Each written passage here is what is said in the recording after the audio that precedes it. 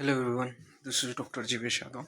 तो प्रसूति तंत्र में स्त्री रोग के लिए हम लोग according to NCSM syllabus most important 21 topics देख रहे थे। सीरीज को कंटिन्यू करते हुए पेपर फर्स्ट का आज हम जो है टॉपिक नंबर 6 के विषय में बात करेंगे। स्टार्ट करते हैं। तो आज का टॉपिक तो है आपका फ्यूटल एटीट्यूड। क्या होता है फ्यूटल एटीट्यूड? तो फ्यूटल एटीट्यूड के विषय में बताया गया है the relation of A different part of the fetus to another is called attitude। ठीक है, तो fetus के जो डिफरेंट पार्ट है, ठीक है, उसका अनदर पार्ट से जो रिलेशन होते हैं, ठीक है, उसे अपन क्या बोलते हैं? एटीट्यूड कहते हैं। इसके अलावा बताया गया the universal attitude is that of flexion during the latter month the head trunk and limbs of the fetus maintain the attitude of flexion on all joint and from an wide mass wide mass that correspond approximately to shape of a uterine void. The characteristic flexed attitude may be modified by amount of a liquor mi. There may be expulsion to this universal attitude and extension of head may occurs. Deflect, vertex, brow and face presentation according to the degree of flexions are the leg may become extended in breach। ठीक है, तो ये क्या है? Foetal attitude में बताया गया है। लाई के विषय में बात करें, the lie refers to the relationship of the long axis of the fetus to the long axis of a characterized uterus and maternal spine. The most common lie being longitudinal, मतलब 99.5% आपको लॉन्गिट्यूडनल देखने को मिलेगा। फिर है presentation. तो presentation में बताया गया the part of the fetus which occupy the lower pole of the uterus pelvic brim is called presentation of the fetus। presentation में भी cephalic presentation 96.5% देखने को मिलेगा, पेडिलिक presentation 3% देखने को मिलता है और शोल्डर और अदर presentation 0.5% देखने को मिलते हैं। when more than one part of the fetus present compound presentation कहलाएगा। फिर प्रेजेंटिंग पार्ट के विषय में बताया गया है। तो प्रेजेंटिंग पार्ट में बताया गया है the presenting part is defined as the part of the presentation which overlie the internal os and is felt by the examination by the finger through the cervical opening. The fetal legs in a breech presentation में be flexed, complete breech presentation में flex देखने को मिलेगा, extended frank breech में, और food में भी present food लिंग में। ठीक है, तो ये यहाँ पे बताया गया। फिर बताया गया है preponderance of a lie presentation and presenting part, lie presentation and presenting part of syphilis.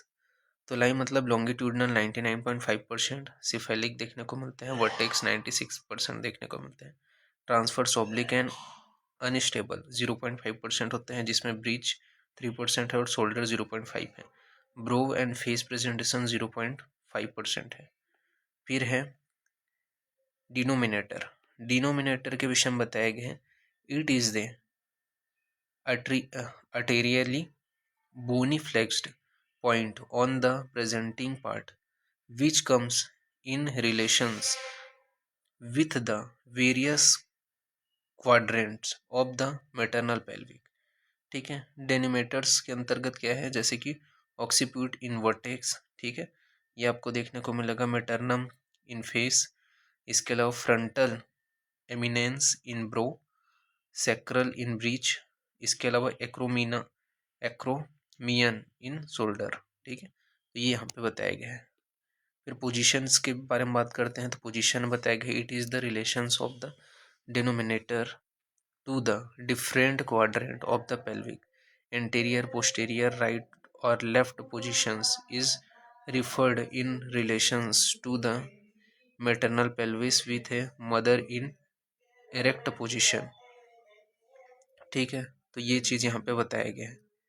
इसके बाद में यहाँ पे आपको देखने को मिलेगा, ठीक है, अलग अलग जो जैसे कि ओपी 1% होता है, एलओपी 3%, जिसमें फोर्थ वर्ट वेंट्रल पोजीशन आपको देखने को मिलेगा, एलओटी 14%। ठीक है, तो ये यहाँ पे आपका अलग अलग दिया गया है।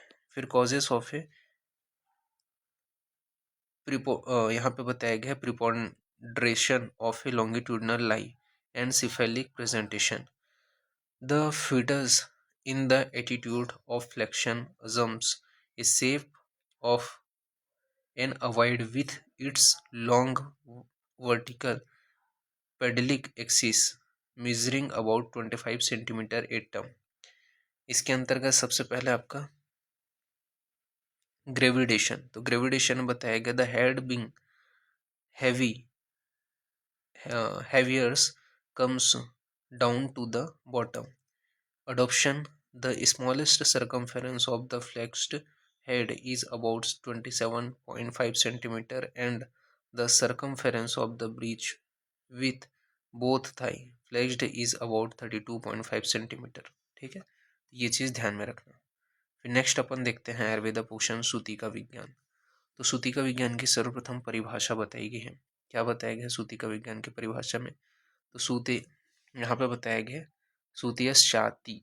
सूत्यश्चापि तत्र स्याद् परचैन्य निर्गत प्रसृतापि न सुत स्त्री भवत्य गते सति। अर्थात आचार्य कश्यप के अनुसार प्रसव होने के बाद यदि अपरा न निकले तो उसे प्रसूता या सूतिका कहा जाता है। अतः अपरा निकलने के पश्चात ही वह क्या है, स्त्री सूतिका कहलाती है। तो ये जो है परिभाषा दिया गया है। सूतिका के काल के विषय में बात करें तो आचार्य चरक ने सूतिका काल का वर्णन नहीं किया है, अन्य आचार्यों ने किया है।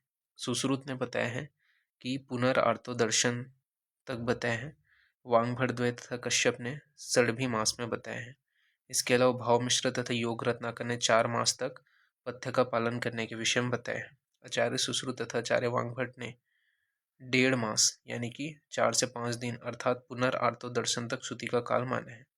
आचार्य कश्यप ने 6 मास तक पथ्य का पालन करने के लिए बताया है। भाव मिश्र योग रत्नाकर ने 1.5 मास तक तथा पुनरार्तो दर्शन के साथ ही 4 मास तक पथ्य का पालन करने के लिए बोला है। तो ये चीज़ ध्यान में रखना है।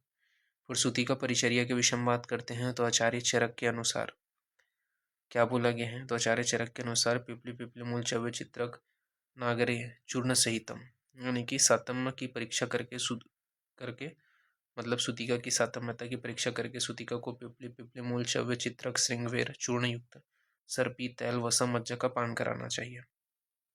इसके अलावा घृत और तेल से उदर का अभ्यंग करना चाहिए। उदर को बड़े या निर्मल वस्त्र से अच्छी प्रकार से लपेट दें जिससे अवकाश नहीं रहने के कारण वायु किसी प्रकार की विकृति उत्पन्न नहीं करेगा। इसके अलावा स्नेह पच जाने के बाद उपयुक्त पिप्पलादि औषधियों से साधित घृत युक्त पतली या वागु का पान कराएं। इसी विधि का पालन 5 या 7 रात्रि तक क्रमशः करना चाहिए, ये बोला गया। आचार्य सुश्रुत अनुसार बल तैल से सूतिका का अभ्यंग करें। इसके अलावा वाथर औषधियों का पान एवं उसी से परिषेक कराना है, उष्णोदक से परिषेक कराना है।